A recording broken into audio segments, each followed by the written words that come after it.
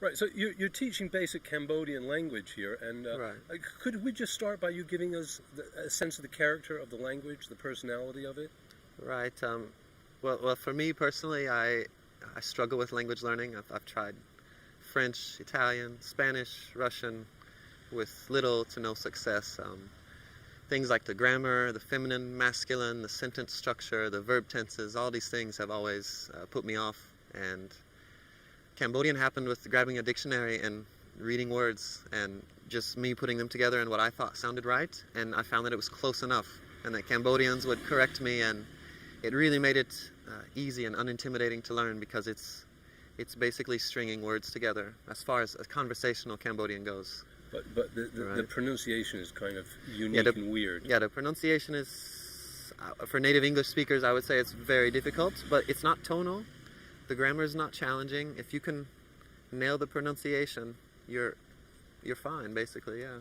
What I find really strange is the Cambodians, they can't say so many words. Like, they don't finish the words. Rai is rice, Ingli is English. Yes. Why is that? They have sort of a, now we just said it wasn't tonal, but they do have a sort of intonation pattern they follow, right? Now, you can find this when they speak English, and that's how I learned to speak Khmer, was copying the way they pronounced and put English grammar together, right? Like, hello, hello. So the first sound is muffled, second sound loud. Not always, but typically. I see. So you hear the low, not the hello. And same thing with the final sound. The final sound is often omitted or muffled or however you want to say it. Okay, well, let me get you to say a few words. Count to 5 in Khmer, Cambodian. I'll do it first time maybe clearly, like by the book, and then second time maybe more realistic or Okay. something, okay? Yeah, Moi, Pi, Bay, Buon, Pram. Now more colloquial, Moi, Pi, Bay, Buon, Pam. Okay. A little different, right? And so the pronouns, they have all the same pronouns that we have in English? I mean, I guess kind of yes and no. The probably most striking one is probably Goat, which they don't have a he or she necessarily. I mean, they do, but as far as they do have a word which represents both he and she without being a sex word. They have words for us, we, you, they, everything just like English, except for the word you.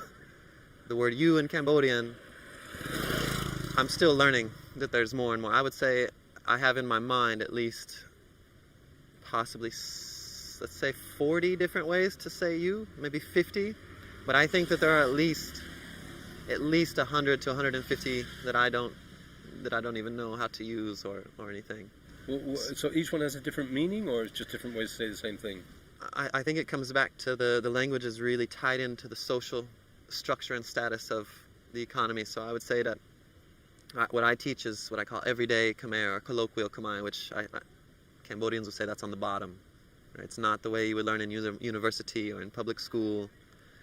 So this is kind of what I teach, is more of a realistic sort of like daily street talk, right? You come across as a pretty sensitive person, but there's a real stark side to Cambodia. I mean, there's killings and thefts and hit and runs, and anything goes here. There's the Wild West. Yeah. It's the dichotomy of kind of like what this place is. It's in the language, it's in the actions of the people. I don't judge it, but I think it keeps this place interesting, and it's one of the reasons I stay here, because yeah, you have almost 5 different levels of Cambodian language, and they have this super amounts of respect, how far you praise, and then on the other hand you pull your belly up and you spit in public and you shuffle your feet, and it's always a weird balance of strange and normal, and things you can understand, things you can relate to. There's quite a lot of foreigners living here. Would that be right? I think so. I mean, I don't really get out much in the social scene, but when I do, I see lots of people in Cambodia that I've never met that have been living here a long time, and it's growing very fast. Okay, so give us a few more words in Khmer. How does one say "I love you"? Okay. Well, I is a knyom, or more colloquially nyom, right? And the word for love, probably the most common word would be srolain, and then you, which I said you has so many different ones. So it would depend on who I'm saying it to, which word I would use for you. But just the catch-all kind of general word for you would be net, which means like you for ordinary people, the masses. So I could say Nyom Srolain net. Good to know. Literally, I love you. Okay, people like to know that. That's why I picked Right. that phrase.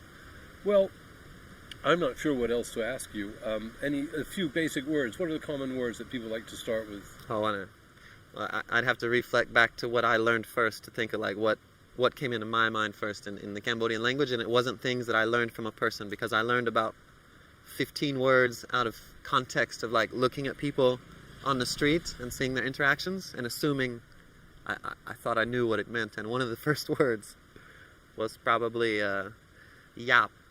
It's not really a nice word to say. I mean, it's not like a cuss word, but it's somewhere in between. Maybe it's like crap in English, right? I saw somebody trying to put their chain back on their bicycle. I walked by them. It was the first day in Cambodia. They were saying yap, yap. And then I saw two people arguing over money or something, and one of them saying ay yap, like you're difficult. Well, that's a good And word after to the know. 5th time I saw it, I was like, I don't need to ask anybody what this word means. I think I know. I think it's an offensive way to say you're difficult, or this is difficult, or something. I'm just going to tie this Yeah. up at the end. You're an interesting guy. I just wonder what you used to do before you fell in love with Asia or Cambodia.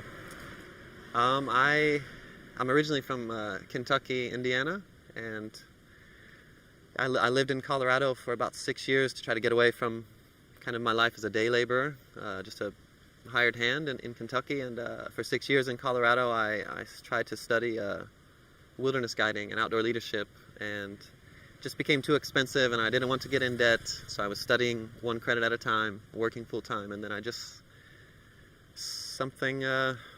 was on the internet and like clicking about, Googling about easiest places to get a work visa with a high school education for American citizens, or something like that.